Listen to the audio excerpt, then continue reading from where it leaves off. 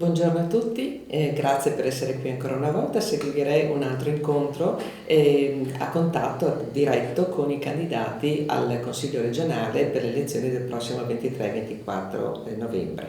Oggi abbiamo il piacere di avere con noi una persona che conosciamo molto bene, Fabio Bevilacqua. Grazie per aver accolto il nostro Grazie invito. a voi. Che si presenta per la prima volta con una lista del tutto nuova che si chiama Le Civiche Venete. Intanto, come di consueto, qualche notizia sul nostro ospite.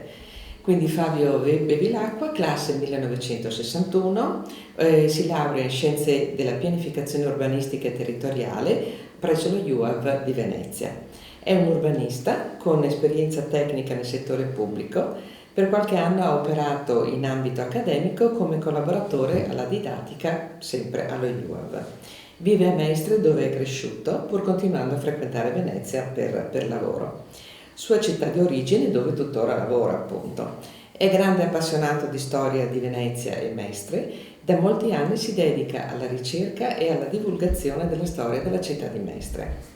Dal 2020 opera come segretario nella lista di Terra e Acqua 2020 del Consiglio Comunale di Venezia. Se sei pronto possiamo cominciare. Benissimo.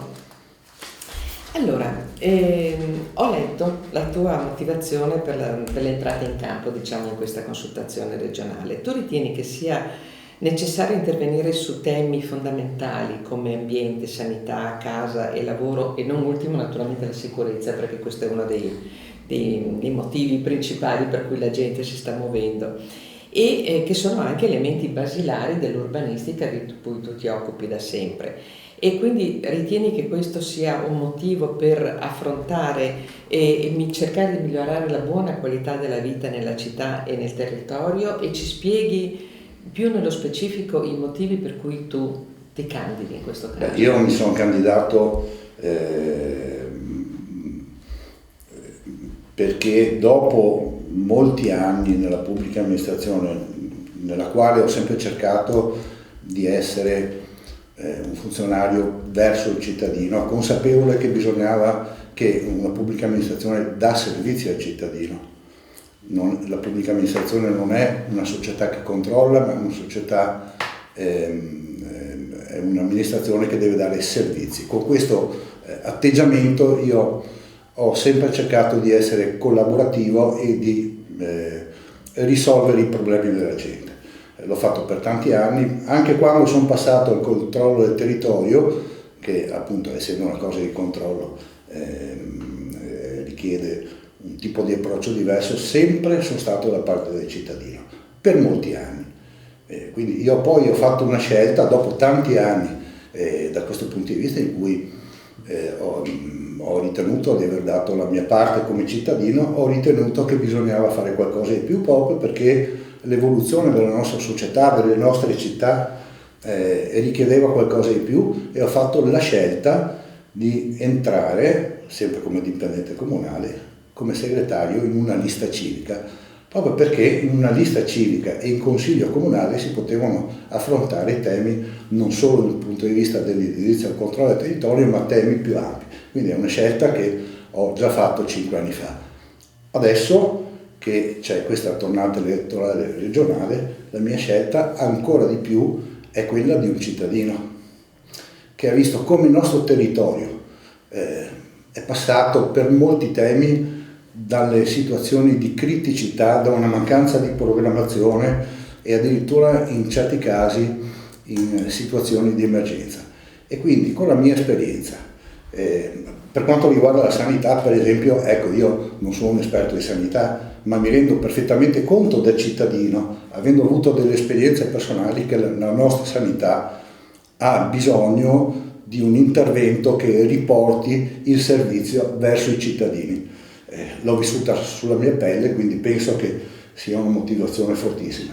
Ecco, naturalmente io lo farò da urbanista. L'urbanista è un tecnico che studia tutto, non studia solo la forma, non studia il territorio dal punto di vista della forma, ma nelle funzioni soprattutto, comprende studi di sociologia, di politica del territorio, e quindi è proprio il funzionamento del territorio che comprende tutto, e tutto concorre ha un unico scopo: nelle città e nel territorio bisogna vivere bene. Certo. Questo purtroppo in molti casi non avviene, e quindi io ho ritenuto di dare il mio contributo come tecnico e come cittadino proprio su questi temi. Certo. Ecco, parliamo di questa lista, le civiche venete, con cui tu ti candidi, quindi è una lista nuova e si estende, a quanto abbiamo capito, su tutto il territorio della regione. Quindi ci vuoi spiegare le sue origini e dirci che tipologia di persone, di altri candidati ne fa parte?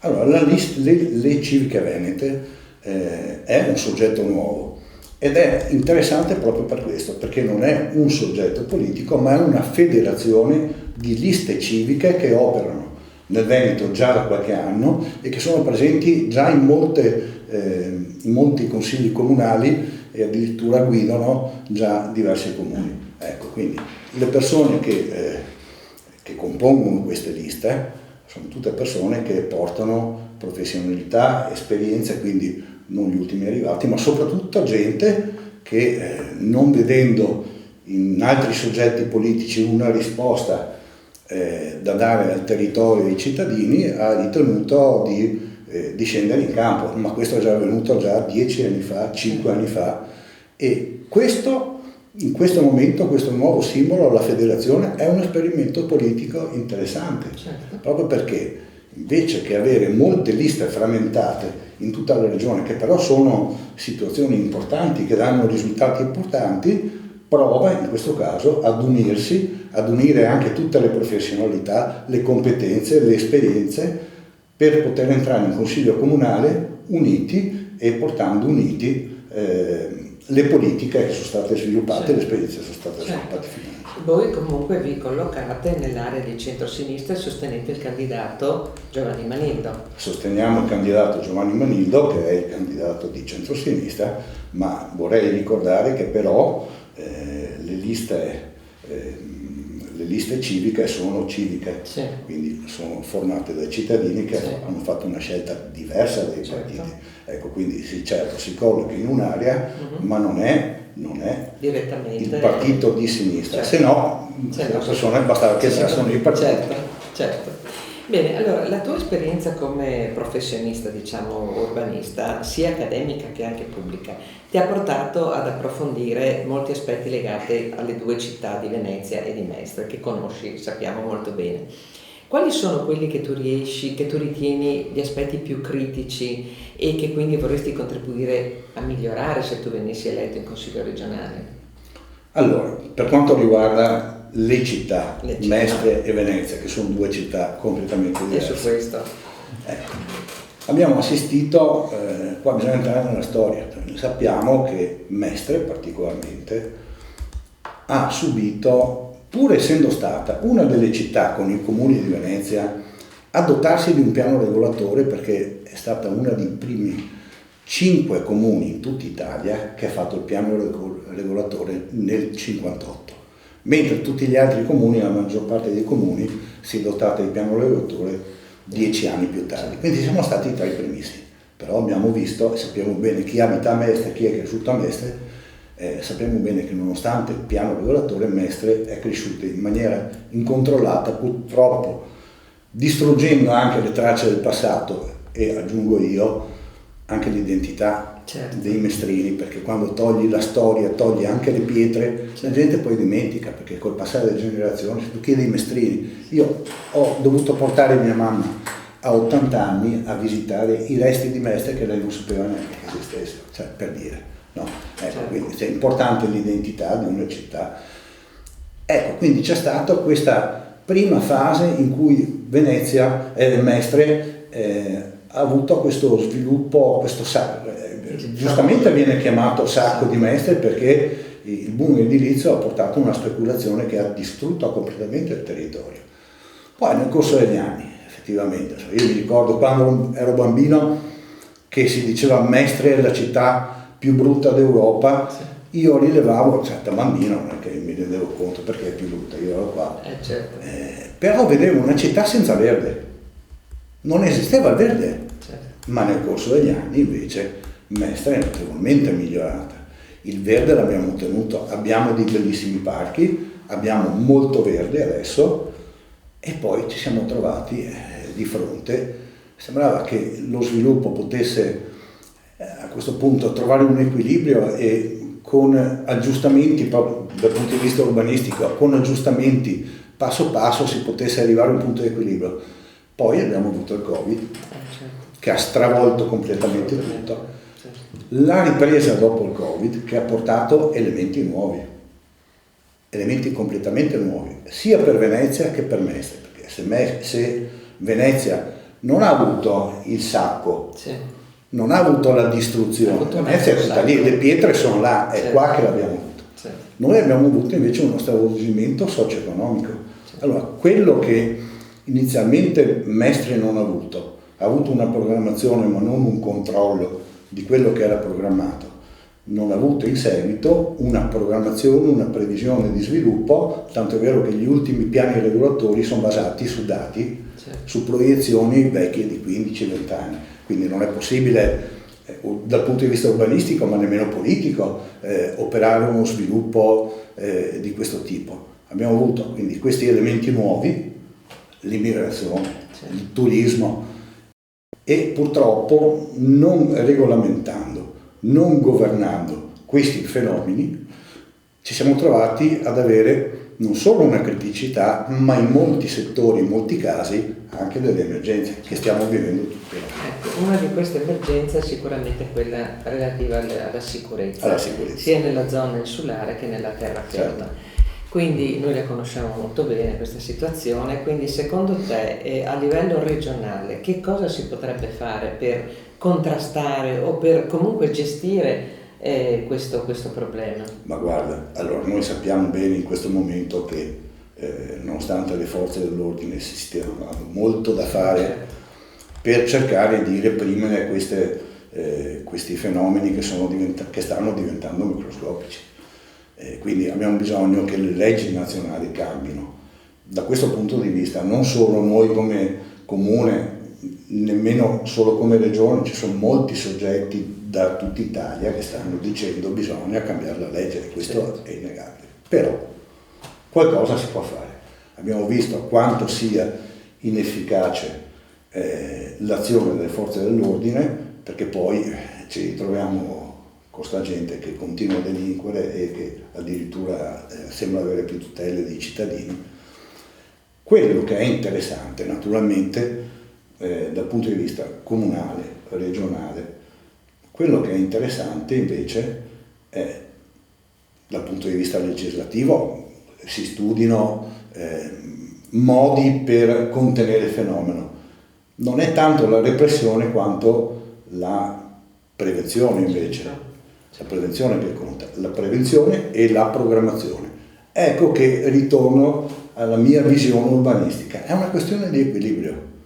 Se tutti gli elementi di una città, di un territorio, di una regione sono in equilibrio, le cose vanno bene, si vive bene e non ci sono effetti di questo tipo che abbiamo adesso, che sono eccessi. Quindi bisogna togliere gli eccessi e questo si fa con la prevenzione, con la programmazione, con la progettazione dal punto di vista sociale, non solo del territorio mettendo retini sulle zone e sulle aree. No, non si fa solo su quello, si fa soprattutto sulle funzioni. Sulle funzioni, quindi una programmazione socio-economica che riporti la situazione a un punto di equilibrio. Ecco, nella lista Le Civiche Venete avete individuato degli argomenti comuni sui quali pensate di lavorare insieme, pur naturalmente tenendo conto delle specificità dei territori da cui voi provenite? Sono gli stessi uguali per tutti. Dappertutto, ecco. È chiaro che i problemi che abbiamo noi a Venezia, oppure a Mestre, oppure a Padova non sono gli stessi di Belluno. Certo. È ovvio, insomma, i territori sono differenziati, hanno servizi diversi, hanno soprattutto realtà diverse, ma i problemi sono sempre gli stessi. Ripeto, bisogna programmare tenendo conto delle diversità del territorio. Soprattutto a me viene in mente subito una che invece è comune proprio per tutti, è il dissesto idrogeologico. Certo. Ecco, quello coinvolge la montagna, coinvolge la pianura, coinvolge le città. In questi ultimi tempi sia dovuto al cambiamento climatico o ad altri fattori non ha nessuna importanza dal mio punto di vista. Quello che conta veramente, su cui bisogna operare, è invece il fatto che le emergenze sono sempre più frequenti, e quindi assolutamente è un tema, e questo va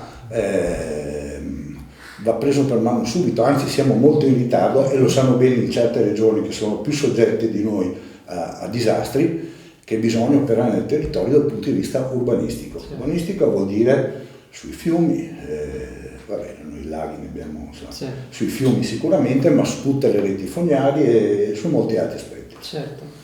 Beh, certamente una figura tecnica come te sarebbe molto importante, perché non sei un politico di professione, ma potrei sei dare un contributo. Uno, esatto. Ecco, parliamo del problema dei problemi di Venezia, che è quello dell'overtourism, che quindi è anche relativo e ha molti riferimenti anche al tuo tipo di lavoro.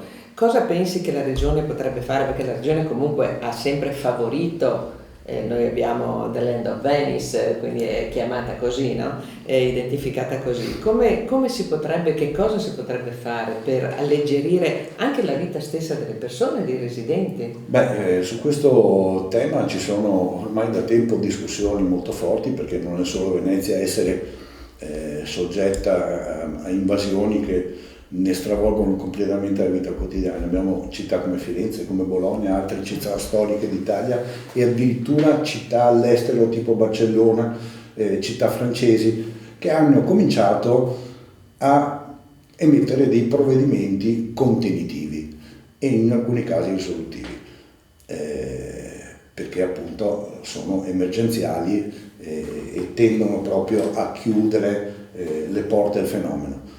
Dal nostro punto di vista del Veneto, naturalmente abbiamo delle leggi regionali che possono essere cambiate, migliorate e proprio adattate alla situazione che abbiamo. Quindi, per esempio, si può agire sulle leggi che regolamentano i centri storici, e questo vale per Venezia, che è tutto un centro storico. Sì. Vale per Padova, vale per Verona, che immagino nei punti centrali storici soffra dello stesso problema. Si può fare da diversi punti di vista. Un punto di vista, che è quello che colpisce subito maggiormente, è l'afflusso enorme di persone, quindi là bisogna ragionare sulle soglie di carico.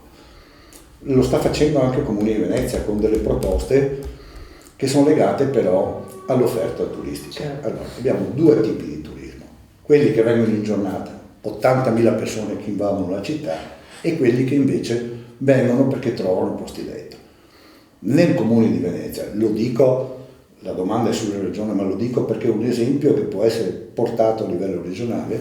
Abbiamo proposto, noi a Venezia abbiamo l'emendamento Pellicani, che per tutto il Comune di Venezia può applicare delle limitazioni sul rapporto tra residenza e immobili a uso turistico. Si può, nonostante sia solo per Venezia, però pensare di fare dei provvedimenti che tendono, ed è quello che sta facendo anche altre città, come dicevo, Firenze sta studiando, hanno già fatto dei provvedimenti, cercare di riequilibrare la residenza con l'offerta turistica, proprio perché assistiamo al fenomeno di interi caseggiati, fabbricati interi, ma non solo a Venezia. Stiamo assistendo a questo fenomeno anche a Mestre in maniera abbastanza consistente e in maniera molto rapida, che vengono svuotati dai residenti per l'offerta turistica. Certo. Ecco, quindi su queste norme bisogna agire, e quindi questo è un aspetto. Se tu governi il fenomeno con l'offerta del territorio, allora puoi riequilibrare il numero di persone che arrivano. Sì. E poi c'è la soglia di carico che è determinata dal grande afflusso giornaliero. Certo. Ecco, quindi questo è un aspetto che va studiato e che, nelle quali nelle norme regionali, oltre che comunali, noi adesso nel Comune di Venezia abbiamo presentato proprio noi nella nostra lista una proposta che verrà discussa in Consiglio Comunale, quindi vedremo, sarà temporanea finché non viene fatto un regolamento definitivo, ma le stesse cose a livello regionale possono essere studiate e fatte dei regolamenti o delle leggi apposta. Certo. Ecco, come ultima domanda, vedi interesse per questo nuovo soggetto che tu in questo caso rappresenti? Sì, a mano che la gente lo conosce, Sì. C'è interesse proprio perché non si tratta di partiti. Molta gente, moltissima gente, non ha più fiducia nell'operato dei partiti, non si riconosce più. E quindi nel momento in cui un soggetto civico che porta avanti problemi concreti, Sì. che ti dice cose sulle quali si possono risolvere problemi o progettare nuove soluzioni, la gente l'interesse lo trova, soprattutto la gente che non va più a votare. L'astensionismo è il partito più grande che in questo momento abbiamo in Italia, quindi importante farci conoscere, perché le liste civiche appunto alla gente, soprattutto agli astensionisti, è anche difficile farglielo sapere, ma se glielo facciamo sapere troviamo molto favore. Certo. E noi come sempre facciamo questo servizio di informazione perché è molto utile per tutti, quindi l'invito è quello di andare comunque a votare, perché bisogna mettere una croce sul proprio futuro, su qualsiasi cosa uno pensi, ma bisogna farlo assolutamente, mai restare a casa. E l'ultima cosa che chiediamo anche a tutti i nostri ospiti è quello di rivolgersi alle persone che sono dall'altra parte della telecamera e dire perché dovrebbero votare per te. Quindi questa è una domanda personale su me stesso, e allora io rispondo in maniera personale. Perché dovreste votarmi? Prima di tutto perché sono mestrino. Non abbiamo in Consiglio regionale da 25 anni un rappresentante del Comune di Venezia, né veneziano né mestrino. Io sono mestrino, vivo a Mestre, sono cresciuto a Mestre, conosco Mestre, sono fortemente identitario, proprio per questo motivo mi appassiono e divulgo la storia di Mestre, e quindi il mio territorio è nel mio cuore e quindi sarà anche nelle mie azioni, senza dimenticare però il fatto che però, essendo la carica regionale ed avendo le competenze e la preparazione per questo, ciò che dovrà essere fatto non è solo per Mestre, per Venezia, ma per l'intera regione. Benissimo. Bene, allora io ti ringrazio di essere venuta, naturalmente anche a te in bocca al lupo, perché questo si deve a tutti. Evviva il lupo! Evviva il lupo! E quindi per le prossime regionali, 23 e 24 novembre, Fabio Bevilacqua, se volete votare per le civiche venete. Io vi ringrazio e vi do appuntamento al prossimo incontro. Arrivederci.